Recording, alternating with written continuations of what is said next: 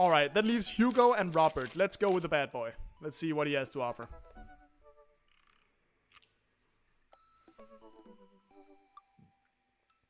Come on. Robert was pretty nice. A little odd, but nice. And ruggedly handsome. Don't I know how that feels. We should hang out. I type out a message to him on Dadbook. Hey Robert, good seeing you again at the cookout. Wanna grab a drink? I sit there for a couple seconds hoping he'll message me back. Hey, it says that he read my message. I anxiously wait for a response. Twiddle my thumbs, watch cat videos on the internet, fuck yeah. I start down a rabbit hole of cat videos and Robert quickly vanishes from my mind. I didn't realize how long I've been doing this, but by the time I watch maybe my 30th cat video, Robert pops back into my head. I jump back over to Dadbook to see if he's responded yet. He hasn't. I knew it. Nothing. Well, I guess the guy's busy. I might as well make the best of my day. What is your job? I get up, walk to the living room, then sit down in front of the TV. Game show. Ooh, Family Fortune's on. Alright, Nicole, your parents are in the lead and it's up to you to win it big. Are you ready? I'm ready. They hook the contestant up to a lie detector in front of her parents. Oh no, this is cruel.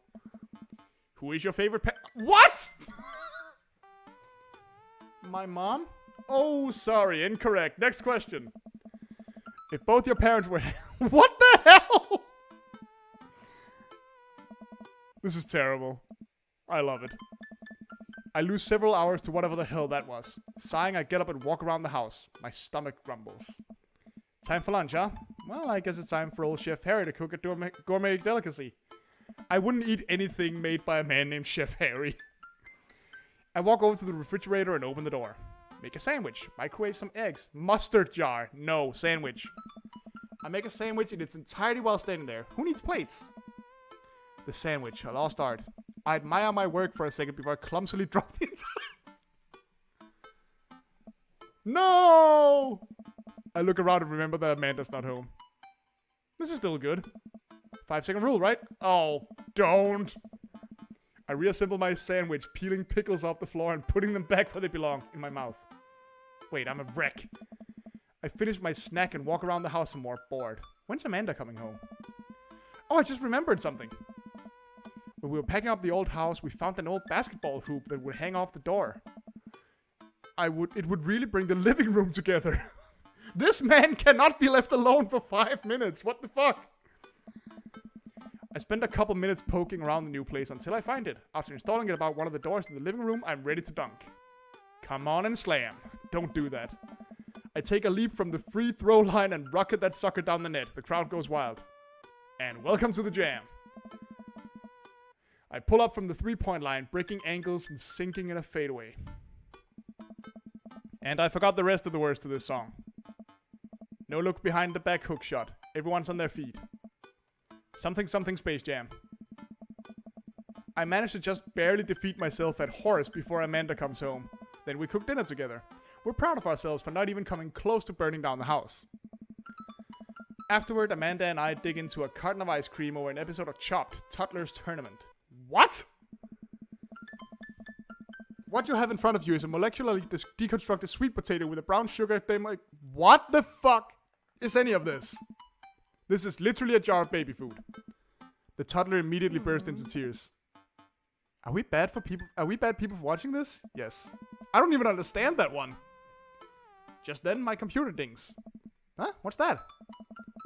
Oh, you probably just got a message. Amanda and I walk over to the computer and check that book. It's a message from Robert. You up? What does that mean? What you doing? Oh, WYD. What am I doing? You're just chilling. Just working on my motorcycle. Fuck it, I'm trying. Dad, you're spinning a web of lies. You have never been on a motorcycle in your life. I don't think you've ever even touched a motorcycle. Nice try, though. Wanna grab a drink? Hey, that means he wants to hang out. I know what that means, Amanda. But it's kind of late. Come on, Pops, live a little. I am living, with ice cream, and traumatized toddlers. Well, it's your life, but I think you'd have a lot of fun tonight. You're trying to get to know the neighbors better, aren't you? Ah, fine. I type back a message to Robert asking for details, and he tells me to meet him at Jim and Kim's. Well, don't wait up for me. I never do. I throw on a nice jacket and run out the door. It's only a short walk to Jim and Kim's, and it's a beautiful night. Alright, here we go. This does look like a place I would love to hang out, though. I walk into the bar and see the usual crowd of barflies drinking beer and watching sports. I spot Robert at the back of the bar and wave hi as I walk over. Hey man, how's it going? Hey buddy. Hey. Oh, fucking hell. Didn't I just get rid of you? Robert and Mary are here? Uh-oh. Yeah, you don't say. Huh. I brought Mary along. Figure we need a drinking buddy. Yeah. That's not so fun. Don't look so scared, kiddo. We're just having a drink. Speaking of which, I think it's time for the first round. What are you having? Give me a beer. While admirable, I disagree. What? Robert orders 3 shots of whiskey and passes them between us. God damn it. Well, this wasn't how I expected my night to be going. Here's to bad decisions and relaxed moral values, fellas. What have I gotten myself into? A night of drinking, buddy. It happens, and it's not so bad. We all knock back the shots. I almost choke on the whiskey as it burns down my throat. Holy hell, that was a kick. I look over at Robert and Mary, who seem like old pros at this. Robert grabs his jacket and throws it on. Let's get marching. What? You're not young, Chief. Come on, we're bar hopping. Oh, shit, that sounds like fun. I haven't done that in ages. We leave the bar and start walking down the street. I still don't know this area of town very well, so I just follow Robert. Where are we headed? Irish I were drinking. It's an Irish pub. Yep. Good pun is the whiskey to my heart. Puns are the lowest form of humor, Barry. Try harder. Ouch. Am I gonna be the butt of the joke all night? Jesus, Mary. Put your fangs away for a second. We walk into Irish I were drinking. The bar is pretty much the same as Jim and Kim's, except for the old-timey Irish memorabilia on the wall. Next round. What are you having? You know what? Fuck it. Let's get crunk. Let's do it. Robert orders 3 more glasses of whiskey and we post up a garish... What? We post up in a garish green booth. Mary slides in and slides up next to Robert, which makes me breathe a sigh of relief. Let's sip this one, why don't we? Suit yourself. Mary immediately downs her shot in one gulp and burps loudly. I'll put hair in your chest. Yeah, just in case you don't already have a full rock under there. Jeez. You are truly the paragon of grace and beauty. Mary grabs my drink and sips on it. Hey! Barry, be a dear and get us another round, will ya? I don't know how to process this evening at all. I get up and order another round of drinks from the bartender. As I head back, I see Mary and Robert having a lively conversation. Robert roars with laughter. I don't think I've ever seen the guy smile, let alone laugh. I take a seat across the booth from them and pass out the drinks. So Edith's kid snuck some pot brownies onto the table at the last bake sale, right? And I spot that little hemp sweatshirt gremlin in the act, so I go up to Edith with the baggie and I'm about to tell her when all of a sudden she just freaks out at me. You're ruining the bake sale, she says. I should have been PTA president. Your roots are bad. Okay, so what do? I told her to have a brownie and that everything was gonna be fine. That is pretty good. That is pretty good. She ate 3. She called the cops and told them that time had stopped. Those weren't pot brownies. Do you smoke weed? What? No, the devil's lettuce. I have not heard it be called that before. I have 2 big fat blunts in my purse right now. Want a blaze?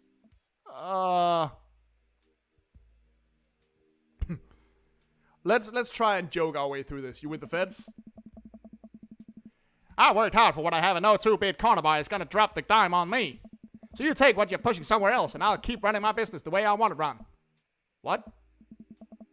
Remember, you come to the king, you best not miss. Jesus, kid, dial it back. Robert giggles helplessly. Yes! I'm just kidding, cowboy. Lay off the kid, Mary. He might not be used to your brand of humor. Fine, fine. We sit around and sip our drinks, people watching and cracking jokes. After a little bit of time, I begin to warm up to Mary. Her jokes become much funnier and much less scary. Probably because I'm getting more and more drunk. But it seems like she's not going anywhere anytime soon. I just wanted some alone time with Robert. I wonder if I can get her to leave somehow.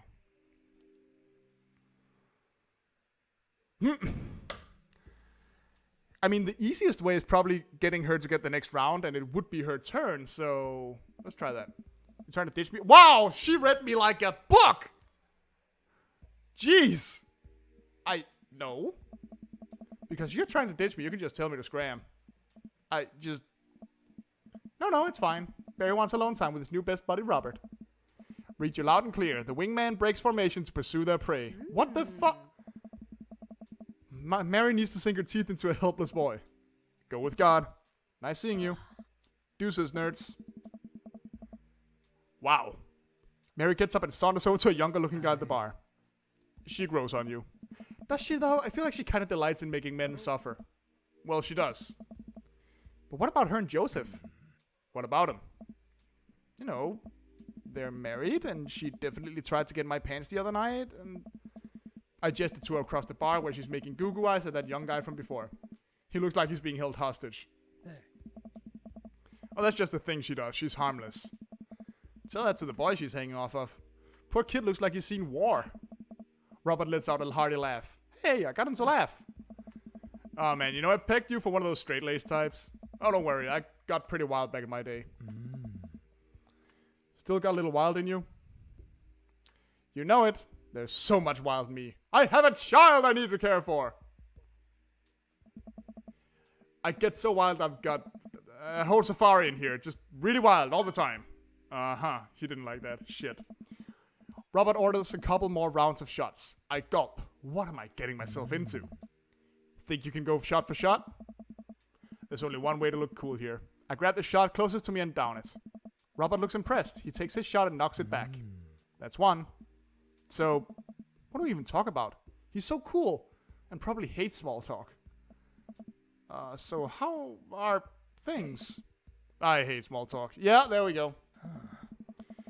Too many people, and this isn't necessarily you, but too many people think that they have to fill the dead air with noise. Personally, I think they're afraid of the silence. Or they're afraid of what the other person is going to think of the silence. That is a very good point. If you want some unsolicited advice, just learn to be comfortable with silence. Nothing wrong with two people sitting in silence and drinking whiskey. Oh, alright. Robert and I sit in silence and drink whiskey. I take in the rest of the bar. Patrons laughing, playing darts, spilling beer. Mary giving the hard sell to the young man pretending he got a phone call from one of his friends. Huh, maybe silence is nice sometimes. So, you ever kill a man? I choke on my drink. Excuse me? You know, watch the life drain from someone's eyes. Not just their life, you know. It's their hopes and dreams draining away. Every memory and experience they've ever had. Gone. No? Great, me neither. Robert knocks back his shot and motions for me to do the same. Reciprocate? Is that how it's pronounced? I'm just messing with you. Relax. I laugh nervously. Or am I? I laugh nervously again. We sip more whiskey and people watch some more. And people watch some more. Mary has her sight set on... I can't talk today! Mary has her sight set on another man after the other one excused himself to the bathroom. And, I assume, crawled out the window. Gosh, this whiskey is hitting me hard. Yeah, apparently, I can't even read the fucking text. This whiskey is hitting me hard. You betcha. Robert gets up out of the booth, shouldering his jacket. Let's roll! Sorry, whiskey. Inside voices. Let's roll. Wait, what about Mary? Brother, Mary is gonna be just fine. I look over at Mary, who's lying on the bar in front of some poor sap. She's singing happy birthday to him while he insists that it's not his birthday. This fucking lady! Alright. We make our way out of the bar and back onto the street. I'm trying my hardest not to stumble, but man, that sidewalk is just coming right at me. I hope Robert doesn't notice me tripping over my own feet like this is the first time I've ever been drunk. Where to? You'll see. I follow Robert through the street lamp spotlights until we eventually arrive at a rundown strip mall. There's a beauty salon, a sex shop, a computer repair store that looks like it's been closed for 10 years, and finally, a liquor store. Wait here, I'll be right back. After a minute, Robert returns with 2 wine bottles in a brown paper bag. He hands one to me. Cheers. He sits on the curb and drinks. He motions for me to do the same. This is really not where I expected the night to go. I take a sip. A white Zinfandel? What? Nothing. I just wasn't expecting... It's delicious, fruity, and refreshing. Don't judge me. I start to say something. Think of his lecture about valuing silence earlier and stop. I sip on my wine and watch cars drive by. Let's throw rocks at shit. What? Robert suddenly hurls a rock at a stop sign. The ding echoes throughout the empty parking lot. That felt good. He presses a stone into my free hand. Now you try. I don't know. With feeling. I look at the rock in my hand and look at the stop sign. Back at the rock. Back at the stop sign. I know what has to be done. This one's for you, Pappy?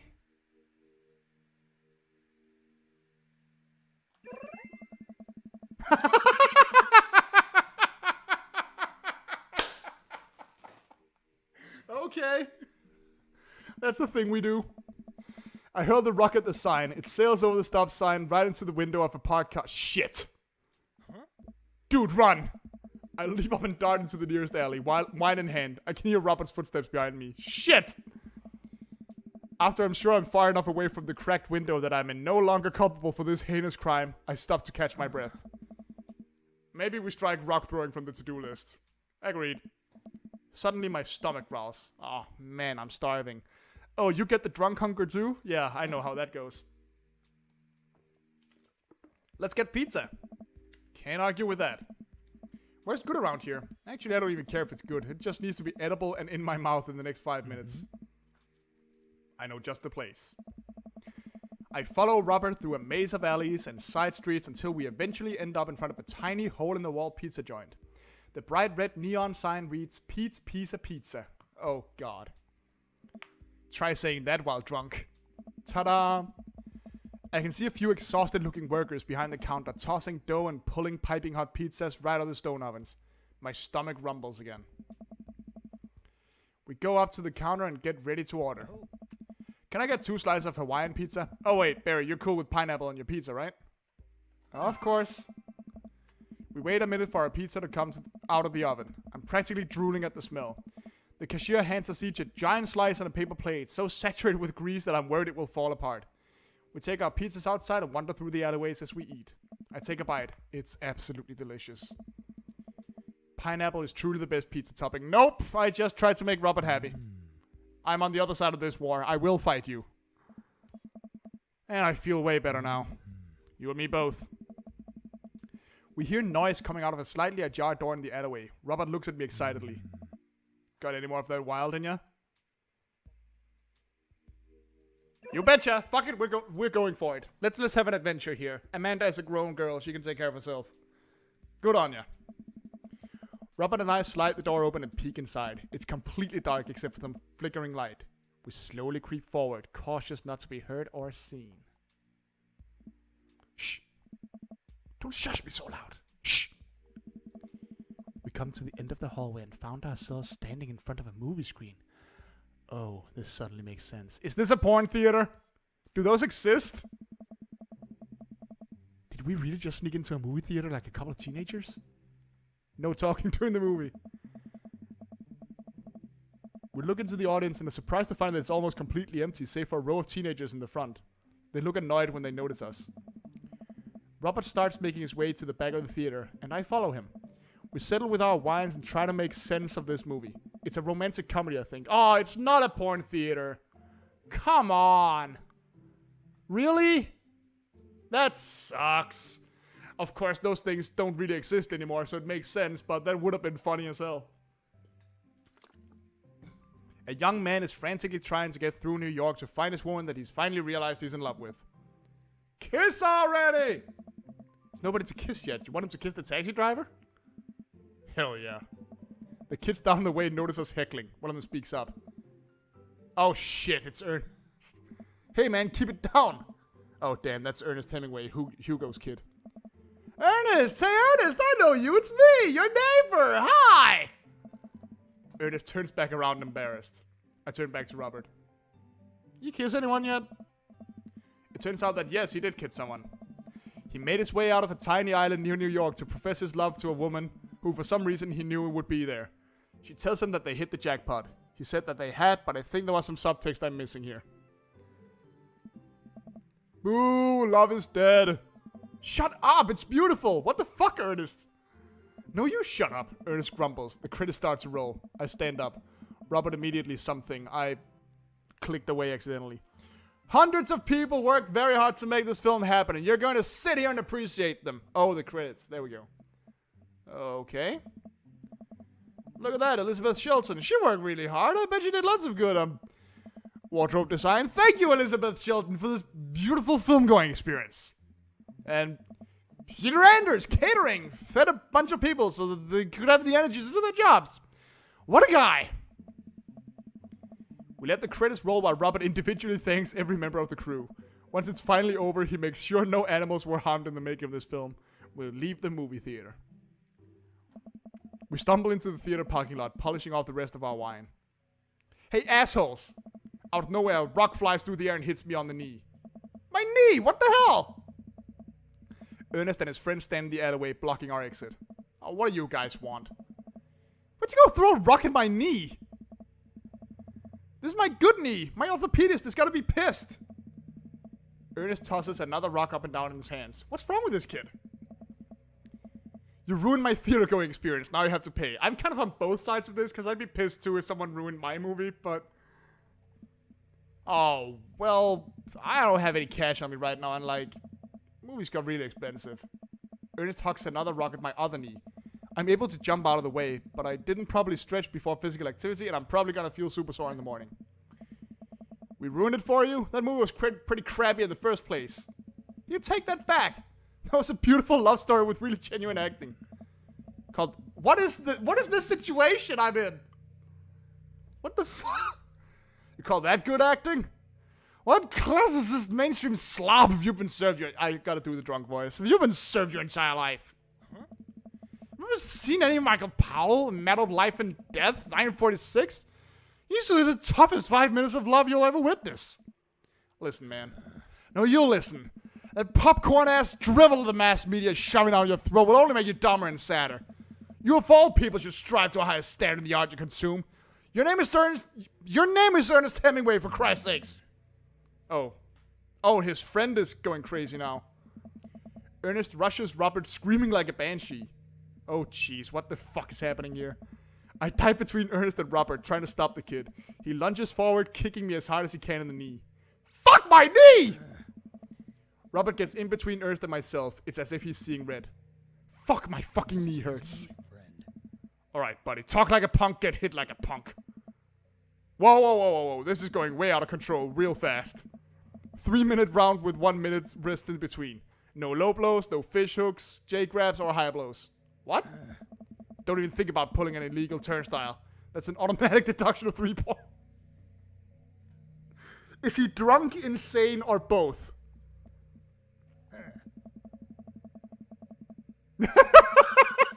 You'll have to designate a second if you're unable to fulfill your role as a main duelist.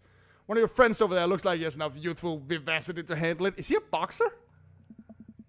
Hey man, I don't want to get dragged into this. That movie sucked. It's too late. You two are bloodbound. If he dies, you die. Sorry, I don't make the rules. Talk to Queensbury. We're just gonna go. Oh my god. Ernest and his friends walk back away. Robert calls after them. The Queensbury Association will hear about this and consume better content. Once the teens are safely out of earshot, Robert turns to me. Were you about to actually fight that kid? You kidding me? I would never hit a child. That would be despicable. Throw the rules at them though, they always bolt. Nobody wants a Queensbury sanctioned throwdown.